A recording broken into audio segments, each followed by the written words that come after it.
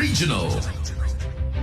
Iti Marso 9, 2026, balay nga impaay iti gobyerno ti Siyudad ti Vigan iti fuel subsidy para kadigiti manalon abigwenyo. Ana iuswa daytoy asadyay mismo a City Agriculture Warehouse iti barangay Nagsangalan, Vigan City. Ti distribusyon ket inatandaran dagiti kang runan nga opisyal pakairamanan iti SPM Edmund Aiko, Chairman iti Committee on Agriculture, Acting Vice Mayor SPM Kisas Agda Maclim, ket nadumapay kaming iti konseho SPM Rami Arce, SPM Karen Magiran, SPM Larry Raboy, ken SPM J. Andia. Katagupan iti nakurang dugasot abigwenyo farmers beneficiaries iti naiwarasan daytoy nga fuel assistance sigon ken ni City Agriculturist Mr. Lito Fornes. Tikadda digitoy ket mangipaganit ket iti panag-commit iti gobyerno iti syudad nga aktibo amang suporta iti sektor iti agrikultura anapateg para iti pinagduras ti ekonomiya ken kinatalged ti komunidad. Daytoy atulong ti gasolina ket direkta sungbat kadigiti naghanat akasapulan dagiti lokal a manalon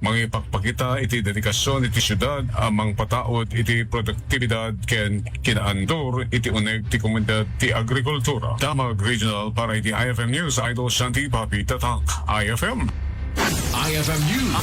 IFM. IFM News.